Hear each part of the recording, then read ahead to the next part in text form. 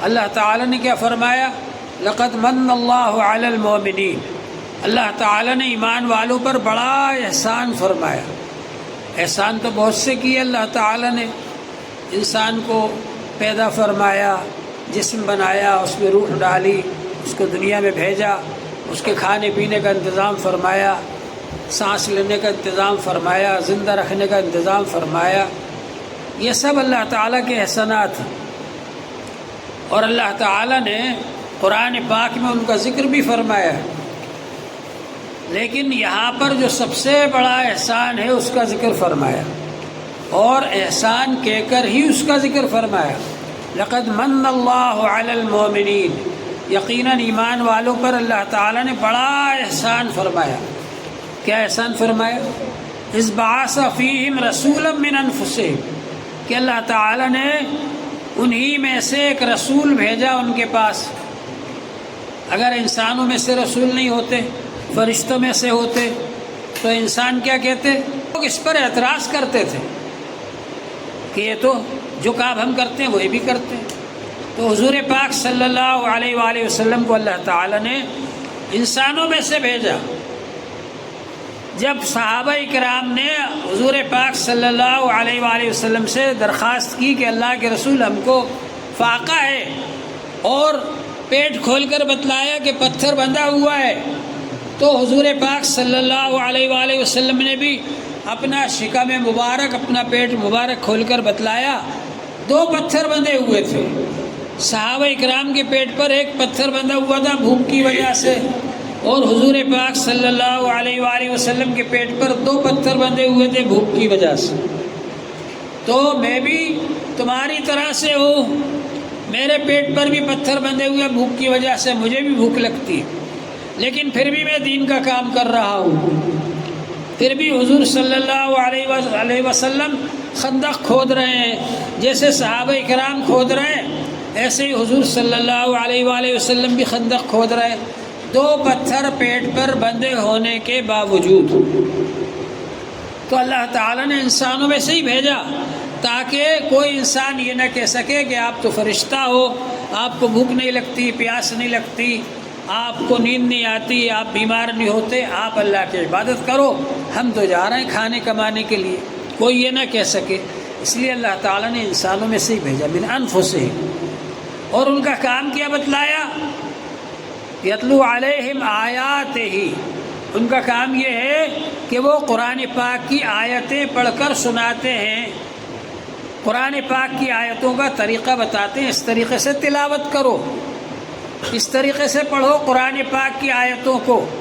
قرآن پاک کی آیتیں پڑھ کر بتلاتے ہیں، تلاوت کر کے بتلاتے ہیں، تلاوت کرنا سکھاتے ہیں، پڑھنا سکھاتے ہیں، اس طریقے سے پڑھو قرآن پاک کی آیتوں کو۔ لہٰذا قرآن پاک کو اسی آواز میں، اسی انداز میں پڑھا جائے گا جیسا کہ حضور پاک صلی اللہ علیہ وآلہ وسلم نے سکھایا۔ حضور پاک صلی اللہ علیہ وآلہ وسلم نے فرمایا، اقرؤوا القرآن بلحون العرب واصواتها وإياكم ولحون اہل العشق ولحون اہل الکتابین۔ قرآن پاک کو عرب کی آواز میں، عرب کے انداز میں پڑھو، اور گانے والوں کے طریقے پر، عاشقوں کے طریقے پر قرآن پاک کو نہ پڑھو، اور قرآن پاک کو اہل کتاب کے طریقے پر نہ پڑھو، جو پہلے کتاب دیے گئے تھے یہود و نصارہ، ان کے طریقے پر قرآن پاک کو نہ پڑھو، اور گانے والوں کے طریقے پر نہ پڑھو، عاشقوں کے طریقے پر نہ پڑھو، بلکہ قرآن پاک کو عرب کے آواز اور عرب کے انداز پر پڑھو۔ تو حضور پاک صلی اللہ علیہ وآلہ وسلم نے قرآن پاک پڑھنے کا طریقہ، اس کا لہجہ، اس کا انداز، اس کا طرز، یہ سب سکھایا آپ نے۔ یتلو علیہم آیاتہ ویزکیہم، اور ایک کام حضور صلی اللہ علیہ وآلہ وسلم کا یہ بتلایا اللہ تعالیٰ نے کہ آپ تزکیہ کرتے ہیں، گناہوں سے پاک کرتے ہیں۔ تزکیہ کے اندر 2 چیزیں ہیں، ایک ہے تخلیہ، ایک ہے تحلیہ۔ انسان کو اللہ تعالیٰ نے انسان بنایا، اور انسان کے اندر خیر اور شر دونوں چیزیں ہیں۔ فرشتوں کے اندر شر نہیں ہے، فرشتے اللہ کی مخلوق ہیں جو نور سے بنے ہوئے ہیں، ان کے اندر شر بالکل نہیں ہے۔ لا یعصون اللہ فیما امرہم، اللہ تعالیٰ جو ان کو حکم دیتا ہے وہی کرتے ہیں، وہ اللہ تعالیٰ کے حکم کے خلاف کچھ نہیں کرتے، ان کے اندر اطاعت ہی اطاعت ہے، ان کے اندر معصیت اور نافرمانی کا جذبہ نہیں ہے۔ تو فرشتوں کو بھی اللہ تعالیٰ نے بنایا، لیکن ان کے اندر خیر ہی خیر ہے، ان میں شر ہے ہی نہیں۔ اور شیاطین اور جنات جو ہیں ان کے اندر شر غالب ہے، نافرمانی، اللہ کی نافرمانی شیطان کرتا ہے اور لوگوں کو بھی اسی بات کی حکم دیتا ہے، اسی بات کا طریقہ بتلاتا ہے۔ تو شیطان جو ہے اس کے اندر شر ہی شر ہے، اور جنات کے اندر شر غالب ہے، اور انسان کو اللہ تعالی نے ایسا بنایا کہ اس میں خیر بھی ہے اور شر بھی ہے، اس میں اچھائی بھی ہے اور برائی بھی ہے، اس کے اندر نفس امارہ بھی ہے اور نفس مطمئنہ بھی ہے، اس کے اندر اللہ تعالی نے اچھائی بھی رکھی ہے اور برائی بھی رکھی ہے۔ اب یہ اللہ والوں سے جڑ جاتا ہے، اللہ کا ذکر کرتا ہے تو اس کے اندر خیر غالب آ جاتا ہے۔ اگر یہ خیر پر محنت کرتا ہے تو خیر غالب آ جاتا ہے اس پر، اور شر کی طرف جاتا ہے تو شر غالب آ جاتا ہے۔ انسان کے اندر اللہ تعالیٰ نے دونوں رکھی، اور حضور پاک صلی اللہ علیہ وآلہ وسلم کو اللہ تعالیٰ نے بھیجا۔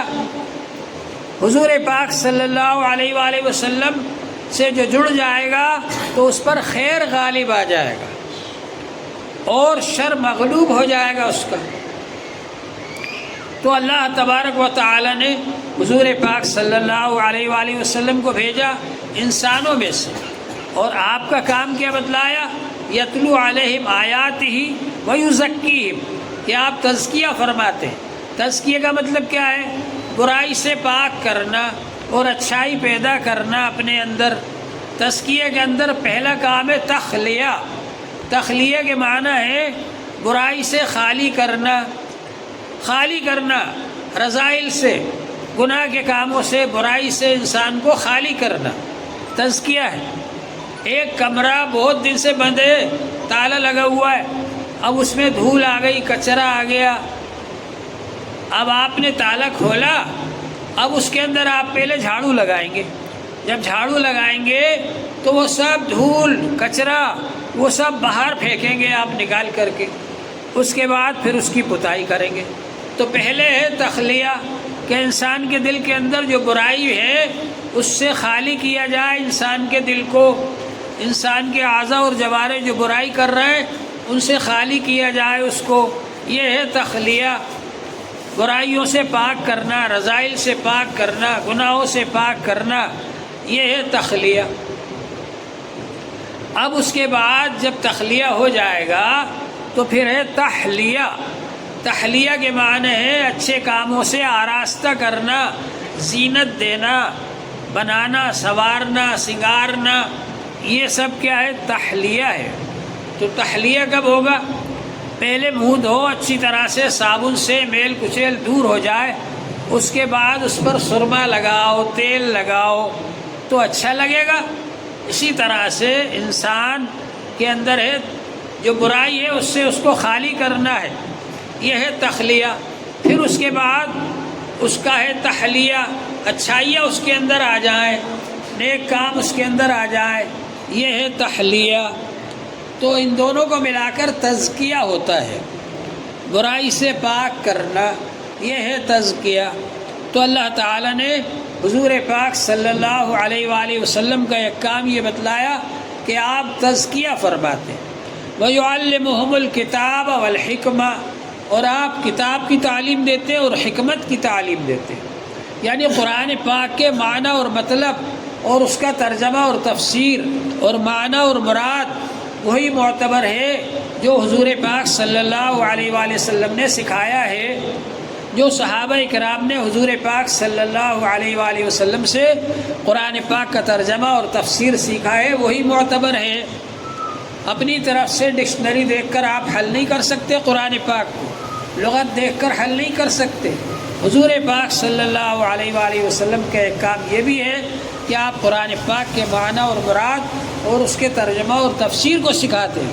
وَأَنزَلْنَا إِلَيْكَ الذِّكْرَ لِتُبَيِّنَ لِلنَّاسِ مَا نُزِّلَ إِلَيْهِمْ، ہم نے قرآن پاک آپ کی طرف نازل کیا تاکہ آپ بیان کریں ان معنی اور مراد کو جو قرآن پاک اللہ تعالیٰ نے نازل کیا ہے بندوں کی طرف، اس کے معنی اور مراد کو آپ بیان فرمائیں۔ تو قرآن پاک کا ترجمہ اور تفسیر اور معنی اور مراد بھی حضور صلی اللہ علیہ وآلہ وسلم نے بیان فرمایا، اس کو سیکھنا سمجھنا یہ بھی ضروری ہے۔ تو آپ کا ایک کام یہ بھی ہے کہ معنی اور مراد اور ترجمہ اور تفسیر کو آپ سکھاتے ہیں۔ اب یہ جو کام بتایا اللہ تعالیٰ نے حضور پاک صلی اللہ علیہ وآلہ وسلم کے، اس میں کہیں تو تزکیہ پہلے ہے اور کہیں تزکیہ بعد میں ہے۔ یہاں پر اس آیت پاک میں جو میں نے ابھی پڑھی ہے، اس میں تزکیہ پہلے ہے اور تعلیم کتاب بعد میں ہے، اس لیے کہ حالانکہ قرآن پاک کی تعلیم سے ہی تزکیہ ہوتا ہے، قرآن پاک کے معنی اور مطلب سمجھنے سے ہی تزکیہ ہوتا ہے، قرآنی احکام پر عمل کرنے کا نام ہی تزکیہ ہے، لیکن یہاں تزکیہ پہلے ذکر آیا ہے، اس لیے کہ اصل مقصد تزکیہ ہے۔ قرآن پاک کی تعلیم کا اصل مقصد تزکیہ ہے کہ انسان گناہوں سے پاک ہو جائے۔ حضور پاک صلی اللہ علیہ وآلہ وسلم سے تعلق جوڑنے کا اصل مقصد تزکیہ ہے کہ حضور صلی اللہ علیہ وآلہ وسلم نے جو کام کیا ہے اس کے مطابق ہم اپنی زندگی بنائیں۔ صلی اللہ علیہ وسلم کے احکام کو بھی اسی طریقے سے ماننا ضروری ہے جیسے رسول پاک صلی اللہ علیہ وسلم نے فرمایا کہ اللہ کے احکام مانو، اللہ تعالیٰ کے یہاں وہ قابل قبول ہے، اور جو اللہ تعالیٰ کے دربار میں اس حال میں پہنچے گا کہ اس کی زندگی دوسرے طریقے پر ہوگی، حضور صلی اللہ علیہ وآلہ وسلم کے طریقے پر نہیں ہوگی، تو اللہ کے یہاں ہرگز قابل قبول نہیں ہے۔ تو اس لیے ضروری ہے کہ حضور پاک صلی اللہ علیہ وسلم کے طریقے کے مطابق اپنی زندگی بنائیں، ایک ایک سنت کو ہم معلوم کریں، کیا کیا طریقہ ہے حضور صلی اللہ علیہ وسلم کا، کھانے میں کیا طریقہ ہے، پینے میں کیا طریقہ ہے، لباس میں کیا طریقہ ہے، شادی بیاہ میں کیا طریقہ ہے، لین دین میں کیا طریقہ ہے، معاشرت میں کیا طریقہ ہے، رہن سہن کیسا ہے، خرید و فروخت کا معاملہ کیسا ہے، ہر چیز میں حضور صلی اللہ علیہ وآلہ وسلم کے طریقے کو معلوم کریں اور اسی کے مطابق اپنی زندگی بنائیں، اور پھر جب اللہ تعالیٰ کے دربار میں پہنچیں گے حضور صلی اللہ علیہ وسلم کے طریقے کے مطابق زندگی گزار کر، تو اللہ تبارک و تعالیٰ اس زندگی کو قبول فرمائیں گے اور اس پر اجر و ثواب عطا فرمائیں گے، اور اگر اس کے خلاف ہوا تو فرمائیں گے جو نمونہ ہم نے تم کو دیا تھا اس کے خلاف زندگی گزار کر آ رہے ہو، تو ظاہر ہے کہ اس پر کیسے اجر و ثواب ملے گا۔ وَمَن يَبْتَغِ غَيْرَ الْإِسْلَامِ دِينًا فَلَن يُقْبَلَ مِنْهُ، اسلام کے علاوہ جو شخص دوسرے طریقے پر زندگی گزار کر اللہ کے دربار میں پہنچے گا اللہ تعالیٰ ہرگز قبول نہیں فرمائے۔ تو حضور صلی اللہ علیہ وسلم کی زندگی کے مطابق اپنی زندگی ہم کو بنانا چاہیے۔ یہ ربیع الاول کا مہینہ ہر سال آ کر ہم کو جھنجھوڑتا ہے، بیدار کرتا ہے کہ غفلت سے بیدار ہو جاؤ اور حضور صلی اللہ علیہ وسلم کی زندگی کے مطابق اپنی زندگی گزارو، اسی طریقے کے مطابق چلو، حضور صلی اللہ علیہ وسلم کے نقش قدم پر چلو تو کامیاب ہو جاؤ گے آپ۔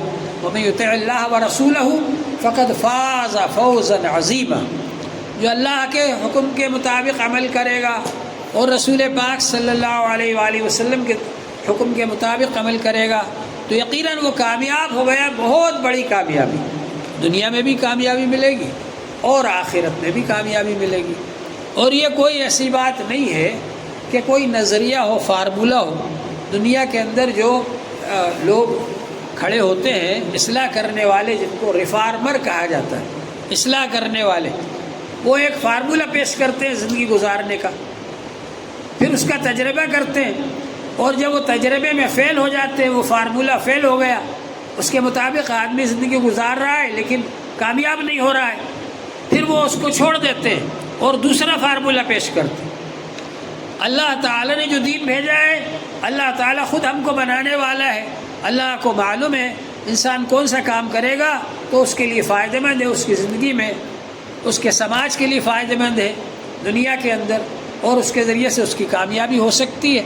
تو اللہ تعالیٰ نے وہی باتیں ہم کو حکم فرمائی، انہی باتوں کا حکم فرمایا، اور جس کے بارے میں اللہ تعالیٰ کو یہ معلوم ہے کیونکہ اللہ نے انسان کو بنایا ہے، تو اللہ کو معلوم ہے کون سا کام انسان کرے گا تو اس کی زندگی میں فائدہ مند ہوگا، اس کی زندگی کے لیے، صحت کے لیے اور اس کے سماج کے لیے ان باتوں کا حکم فرمایا۔ اور جو چیزیں ہمارے لیے نقصان دہ ہیں، ہماری زندگی کے لیے، صحت کے لیے، تندرستی کے لیے نقصان دہ ہے اور ہمارے سماج کے لیے نقصان دہ ہے، ان سے اللہ تعالیٰ نے منع فرما دیا۔ اسی کا نام دین ہے۔ لوگ تو تجربہ کرنے کے بعد وہاں تک پہنچتے ہیں، اللہ تعالیٰ کو پہلے سے معلوم ہے، اس نے پہلے سے بتلا دیا۔ اسی لیے اس دین کا نام دین فطرت ہے۔ فطرت اللہ التی فطر الناس علیہا لا تبدیل لخلق اللہ۔ اللہ نے انسان کو بنایا ہے، اس نے یہ دین بھیجا ہے، یہ دین فطرت ہے، اس کے مطابق جب انسان عمل کرتا ہے اس کو کامیابی ملتی ہے۔ آج یہ ریسرچ کا زمانہ ہے، جن لوگوں کی فیشن پر ہم رال بہاتے ہیں، فیشن اختیار کرتے ہیں، وہاں سے جہاں سے فیشنیں نکل رہی ہیں وہاں پر سائنسداں ریسرچ کر رہے ہیں، تحقیقات کر رہے ہیں، ایک ایک آیت کے بارے میں، ایک ایک سنت کے بارے میں ریسرچ کر رہے ہیں۔ حضور صلی اللہ علیہ وسلم نے یہ کام کیا، اس سے انسان کو کیا فائدہ ہے، ریسرچ کر رہے ہیں اور ریسرچ کر کے بتا رہے ہیں کہ ارے یہ جو مسلمان کام کرتے ہیں اس میں تو یہ فائدہ ہے، میڈیکل سائنس کے اعتبار سے اس میں فائدہ ہے انسان کی زندگی کے لیے، صحت کے لیے، اور معاشرے کے اعتبار سے فائدہ ہے سماج کے لیے۔ ریسرچ کر کے بتا رہے ہیں، اس کا نتیجہ ہے بہت سارے لوگ ریسرچ کر کر کے، تحقیقات کر کر کے مسلمان ہو رہے ہیں اور ہم لوگ ان کی فیشنوں پر رال بہا رہے ہیں۔ ہمارے پاس اتنا قیمتی دین موجود ہے، اتنا قیمتی مذہب موجود ہے۔ حضرت مولانا عبیداللہ سندھی رحمۃ اللہ علیہ جب ہندوستان کی آزادی کے سلسلے میں جگہ جگہ دورے کر رہے تھے تو روس بھی تشریف لے گئے۔ روس میں لینن، جس نے کمیونزم اسٹارٹ کیا تھا، جاری کیا تھا، لینن سے بھی ملے اور اسلام کا نظام مالیات بیان کیا اس کے سامنے۔ تو اس کی آنکھیں کھل گئی کہ ارے مولانا یہ تو اتنا بہترین نظام ہے، اگر آپ کچھ دن پہلے ہمارے یہاں آ جاتے تو ہم کمیونزم کو جاری نہیں کرتے بلکہ یہ جو اسلام کا نظام مالیات ہے اس کو ہی ہم جاری کرتے۔ تو اتنا بہترین نظام مالیات آپ کے پاس موجود ہے، اتنا بہترین زندگی گزارنے کا نظام آپ کے پاس موجود ہے، اور آپ دوسروں کے رسم و رواج پر چلیں، دوسروں کے طریقے پر چلیں تو کیسے کامیابی ملے گی؟ موجودہ زمانے کے اندر کمیونزم تو آپ تو کسی بھی چیز کا مالک ہی نہیں مانتا۔ کمیونزم کسی چیز کا آپ کو مالک ماننے کو تیار نہیں، وہ تو کہہ رہا ہے سب کی مالک جو ہے حکومت ہے، آپ کسی چیز کے مالک نہیں ہو۔ حکومت کی نوکری کرو، حکومت جو کام بتائے وہ کرو، حکومت جہاں کھانا کھلائے وہاں بیٹھ کے کھانا کھا لو، حکومت جہاں سونے کا کہے وہاں سو جاؤ، جس سے چاہو تعلق پیدا کر لو۔ بچے پیدا ہوں گے ان کی بھی مالک حکومت ہے، وہ بچوں کو پرورش کر کے بڑا کرے گی، وہ ان سے خدمت لے گی، نوکری لے گی، ان سے کام لے گی۔ تو کمیونزم کسی چیز کا مالک ماننے کو تیار نہیں ہے۔ اسلام تو یہ کہتا ہے طلب و کسب الحلال فریضۃ بعد الفریضہ، حلال مال کمانا بھی فرض ہے دوسرے فرضوں کے بعد، اور جب آپ حلال مال کمائیں گے آپ مالک ہیں اس کی، اور جب آپ مالک ہیں تو آپ اس کو جہاں چاہیں خرچ کر سکتے ہیں۔ حلال ذریعے سے کماؤ اور ایسی جگہ پر خرچ کرو جو کہ حلال طریقہ ہے، ناجائز جگہ پر خرچ نہ کرو۔ اور پھر جو آپ نے کمایا وہ خرچ کیا بیوی بچوں پر، اپنے اوپر، اب اس کے بعد میں جو بچ گیا سال بھر تک رکھا ہوا ہے اس پر زکوٰۃ فرض ہے، اس میں سے 2.5% غریب کو دے دو۔ یہ اسلامی طریقہ ہے۔ تو کمیونزم تو آپ کو کسی چیز کا مالک ہی نہیں مانتا، وہ تو پیٹ کا مسئلہ بھی حل نہیں کر سکے۔ اسی لیے کمیونزم کو جہاں اس کی حکومت تھی وہاں سے بھی دھکے مار کر نکال دیا گیا۔ سرمایہ دارانہ نظام جو امریکہ کا ہے وہ بھی ہچکولے کھا رہا ہے، وہ بھی ہچکیاں لے رہا ہے، اس لیے کہ سرمایہ دارانہ نظام بھی انسان کی فطرت سے ٹکراتا ہے، انسان کی فطرت کے خلاف ہے۔ وہ اللہ نے جو دین بھیجا ہے انسان کی فطرت کے مطابق ہے۔ سرمایہ دارانہ نظام میں کیا ہے؟ مالدار سود لے لے کر مالدار اور زیادہ مالدار ہوتا جا رہا ہے، اور غریب سود دے دے کر اور زیادہ غریب ہوتا جا رہا ہے، غربت کی دلدل میں پھنستا چلا جا رہا ہے۔ اس لیے سرمایہ دارانہ نظام کی وجہ سے آج جو مالدار اور غریبوں کے اندر کشمکش پیدا ہوئی اور لڑائی جھگڑے پیدا ہوئے اس کو امریکہ ختم نہیں کر پا رہا ہے۔ سرمایہ دارانہ نظام بھی ختم ہو جائے گا جس طرح کمیونزم ختم ہو گیا، اور مجبوراً لوگوں کو اسلام کے نظام مالیات کی طرف ہی آنا پڑے گا۔ اسی طرح سے لوگوں نے انسان کا جو رہن سہن ہے اس کو بدل دیا، اور سیکس فری کا مسئلہ چلا دیا، فرینڈ بازی کا مسئلہ چلا دیا، جس عورت سے چاہو دوستی کر لو، جس عورت سے چاہو سیکس کر لو، اور اس کے نتیجے میں حرامی اولاد کی پیداوار بہت زیادہ بڑھ گئی امریکہ کے اندر اور یورپ کے اندر۔ اسلام نے کیا نظام جاری فرمایا؟ پردے کا نظام جاری فرمایا۔ کیوں؟ نسب کی حفاظت کے لیے، تاکہ انسان کا نسب صحیح طریقے سے محفوظ رہے۔ نکاح کا نظام جاری فرمایا تاکہ انسان کا نسب جو ہے اس کی حفاظت رہے، اور جب بچہ پیدا ہو اس کا نسب صحیح طریقے سے ثابت ہو، یہ باپ ہے، یہ چچا ہے، یہ خالہ ہے، یہ ماموں ہے، یہ نانا ہے، یہ دادا ہے، صحیح طریقے پر اس کا نسب ثابت ہو اور خاندان تشکیل پائے، خاندان بنے۔ جب خاندان بنے گا، اب وہ جو بچہ پیدا ہوا ہے اس کو ایک طرف ددیالی خاندان سے مدد ملے گی، ایک طرف نڈیالی خاندان سے مدد ملے گی، بڑا ہوگا نکاح کرے گا، ایک طرف سسرالی خاندان سے اس کو طاقت ملے گی، 3 خاندانوں سے طاقت ملتی ہے۔ هو الذی خلق من الماء بشرا فجعله نسبا وصہرا، اللہ وہ ہے جس نے انسان کو نطفے سے بنایا، پانی سے بنایا، پھر اس کو سسرال والا، خاندان والا اور سسرال والا بنا دیا۔ 3 خاندانوں سے مدد ملتی ہے۔ اسلامی طریقے پر نکاح ہو اور نسب کی حفاظت ہو اور خاندان تشکیل پائے، خاندان بنایا جائے، تو اس طرح سے 3 خاندانوں سے مدد ملتی ہے انسان کو۔ آج کل موجودہ زمانے میں امریکہ کے اندر جو خودکشی بہت زیادہ ہو رہی ہے، وہ بچے ہیں جن کو زنا سے پیدا کیا گیا، اب نہ ان کا کوئی باپ ہے، نہ ماں ہے، نہ خالہ ہے، نہ ماموں ہے، نہ چچا ہے، نہ بابا ہے، نہ دادا ہے، نہ نانا ہے، کوئی نہیں ہے، بے سہارا ہے۔ اور جب کوئی مدد کرنے والا نہیں ہوتا، کوئی مصیبت آتی ہے، وہ لوگ خودکشی کر لیتے ہیں۔ اللہ پر ایمان نہیں ہے کہ وہ یہ سمجھے کہ اللہ کی طرف سے مدد آئے گی۔ تو انسان کو بھٹکا دیا لوگوں نے۔ اللہ تعالیٰ نے ہم کو جو نظام دیا، اس سے بہتر کوئی نظام نہیں ہے دنیا کے اندر۔ ہم کو یہ چاہیے کہ ہم خود بھی اس نظام کو سمجھیں، اس کی اچھائیوں کو، اس کی خوبیوں کو سمجھیں، دوسروں کو بھی سمجھائیں کہ یہ ساری دنیا جو بھٹک رہی ہے، آج یورپ کے اندر، امریکہ، افریقہ کے اندر لوگ مجبور ہو کر کے اسلام کی طرف آ رہے ہیں۔ جس طریقے کو انہوں نے اختیار کیا اس طریقے میں خرابی ہے، پریشانی ہے، مجبور ہو کر اسلام کی طرف آ رہے ہیں وہ لوگ۔ اور ہم لوگوں کے پاس اللہ تعالیٰ نے اتنا اچھا مذہب دے رکھا ہے، ہم اس کی خوبیوں کو، اس کے کمالات کو، اس کی اچھائیوں کو نہ خود جانتے، نہ لوگوں کو بتلاتے۔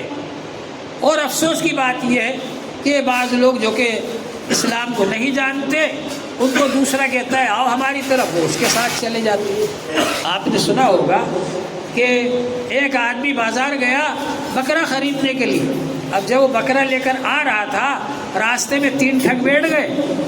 ایک نے کہا ارے میاں کتا کہاں لے جا رہے؟ نہیں بکرا ہے۔ آگے چلے گئے، ایک اور ٹھگ مل گیا، اس نے کہا ارے یہ کتا کہاں لے جا رہا؟ اس نے کہا نہیں بھائی بکرا ہے۔ اب تیسرا مل گیا، اس نے کہا بکرا کہاں لے جا رہا ہو یہ کتا؟ اس نے کہا ارے نہیں صاحب بکرا ہے۔ اب اس کو خیال آیا کہیں ایسا تو نہیں کہ یہ کتا ہی ہو اور میں اس کو بکرا سمجھ رہا ہوں، تو وہ آگے جا کر کے راستے میں اس نے چھوڑ دیا بکرے کو اور گھر چلا گیا۔ کہیں ایسا نہ ہو میں گھر جاؤں کتا لے کر تو لوگ کہہ رہے تم کتا لیا۔ تو ہمارے پاس اتنا اچھا مذہب موجود ہے، اور جو ٹھگ لوگ ہیں جن کے پاس کچھ نہیں ہے، نہ کوئی صحیح مذہب ہے، نہ کوئی طریقہ ہے، کچھ نہیں ہے، یہ تو